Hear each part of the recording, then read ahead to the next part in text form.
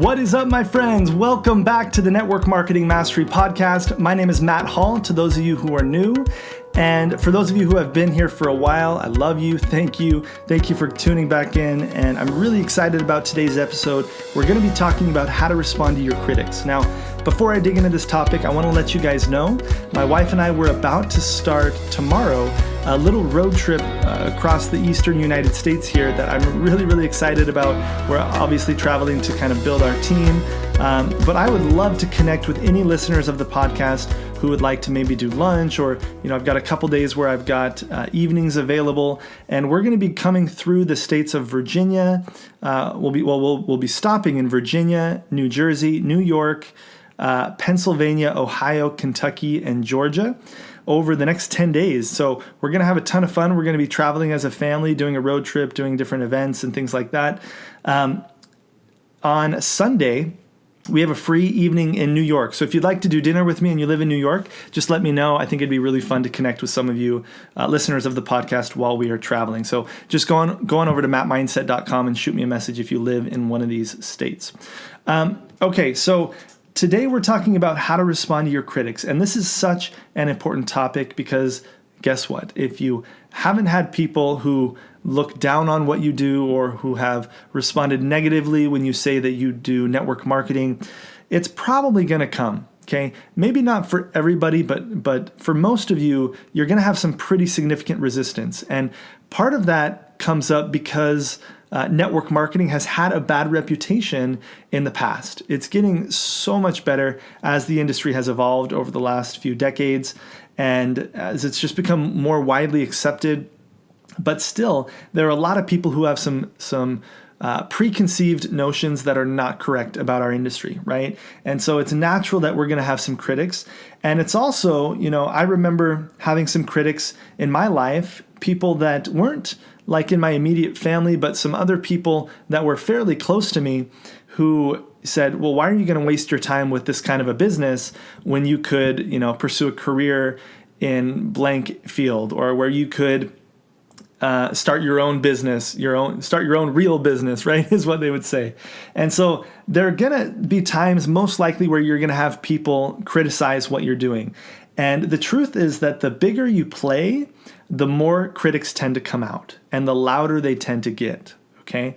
So every time that I have taken a big step forward and really committed myself to something, I've noticed that there have been critics come out of the woodwork to kind of dampen my spirits. And it's interesting how that happens, but it really does seem like the bigger you play, the more the critics are going to shout. And that's for anything, right? There's no famous person out there, or there's no thought leader or person who's made a difference and impact in the lives of a lot of people who hasn't met resistance, who hasn't met critics, okay? Now, the interesting thing is the way that I see people responding in network marketing typically, and the way that I have even responded as well, typically I feel like it's not the most productive thing, okay? And there's a concept, and there's an entire book actually called Emotional Intelligence. Maybe you guys have already read it, but essentially emotional intelligence is the capacity, I'm going to read the definition here. It's the capacity to be aware of, control, and express one's emotions, and to handle interpersonal relationships judiciously and empathetically, okay? And there's a quote that says, emotional intelligence is the key to both personal and professional success. Okay. And I love that quote. I love the concept of emotional intelligence. And I see a lot of people in network marketing that when somebody meets them with resistance, they tend to respond in a way that is almost, kind of has an attitude of like, oh, well, we'll see who's right. Or, you're going to get left behind if you don't follow me. Or, they have that kind of, when you're ready, I'll be here kind of attitude. And I think that overall that is really not the right approach to have when it comes to dealing with your critics. And there's a really invaluable skill that I want to share with you guys here. And it's the idea of always keeping doors open. Okay, always keeping doors open. And this has been something that since I learned has been amazing for our business. And you never want to close a door.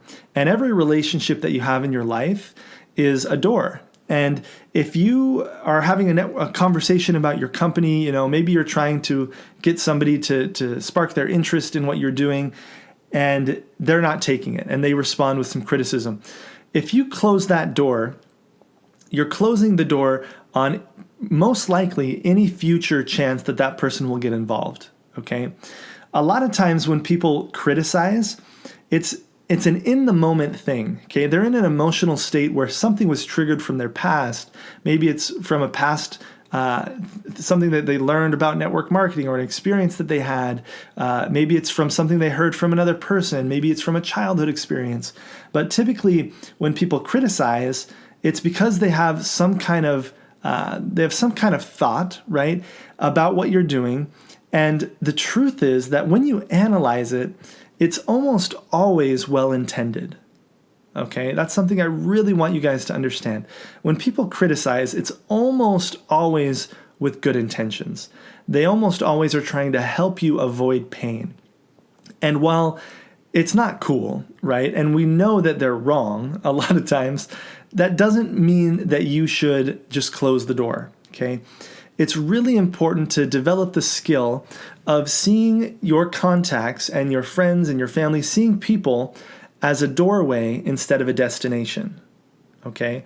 I'll repeat that. See people as a doorway, not just a destination, okay? What do I mean by that? Well, when you close a door on a relationship, it's very unlikely that that door is going to get reopened. Okay, so a lot of people, they approach their contacts and they think, okay, I need to get these people signed up. That's the destination, right? And they're going to do whatever it takes to get that result. And that's their primary motivation, right? Whereas when you see people as a doorway, okay, when you see people as a doorway, you understand that it's not just today that matters. And it's not even just them that matters, okay? When you see people as a doorway, you understand that not only are they a potential value to your business, but everybody that they know is also potentially valuable to your business. And if you shut that door on them, you're also shutting the door on a whole slew of other contacts, okay? And let me give you a very practical example of why this is the case.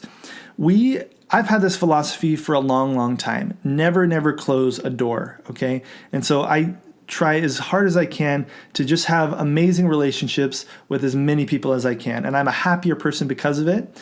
But what happens, I've had times where other people have come and they've pitched me on their network marketing company, or I've had times where I've asked other people if they're open to take a look at what I do. And by not closing the door, if they say no, or if I say no, by maintaining a relationship and actually cultivating the relationship despite, I've had people in other network marketing companies refer customers to me from their contacts. So they have a contact who in conversation is talking about how they're looking for a specific result or a specific type of product. And I've had people in different companies refer some of their friends to me, and then I've signed them up in my business. Okay, that's incredibly powerful, and it only happens because I have a strong connection with that person, right? So some people, they have this mindset of, oh, if you're not in my company and you're in a different company, then you're competition. And I really don't like that mindset. I don't like that approach, and I think it's a skill that you can cultivate to always nurture relationships despite what somebody's political views are, despite what someone's company is, despite what their personal preferences are at dinner, right? Or that's kind of out there, but you get the general idea. So at the end of the day, focus on not closing doors, okay? Keep as many doors as you can open. And I believe that that's a skill that you acquire. Now, I did want to read a quote to you guys because there are going to be some people who just criticize for the sake of criticism, right? There are people out there who are just negative people, and they feel, it's sad, but they feel that by tearing you down, they are lifting themselves up. And we know that that's not true. We know that that's not a healthy perspective on life. But some people, they have that perspective, right? And that's the way they live their lives. And so I wanted to read this quote. It's one of my favorite quotes, and I'm guaranteed that you've heard it before, but it talks about how when you stand up and you strive towards something, you are bound to have critics. And the opinion of the critic really doesn't matter. Okay? The feedback that they're giving you is totally neutral. It doesn't mean anything positive or negative about you. All it means is how that person perceives you, which is their perception. That means it's their problem, right? So let me read you this quote. This is by Theodore Roosevelt. And he says, "It is not the critic who counts, not the man who points out how the strong man stumbles or where the doer of deeds could have done better. The credit belongs to the man who is actually in the arena, whose face is marred by dust and sweat and blood, who strives valiantly, who errs and comes short again and again, who knows the great enthusiasms, the great devotions, and spends himself in a worthy cause, who at the best knows in the end the triumph of high achievement, and who at the worst, if he fails, at least fails while daring greatly, so that his place shall never be with those cold, timid souls who neither know victory or defeat." Okay, wow, what a powerful, powerful quote. I want to encourage all of you to stand up and to be bold in your conviction of what you stand for, what you believe in. At the same time, I believe we can do that while holding a space of keeping doors open, maintaining relationships, and having a skill of being a good relator. Okay.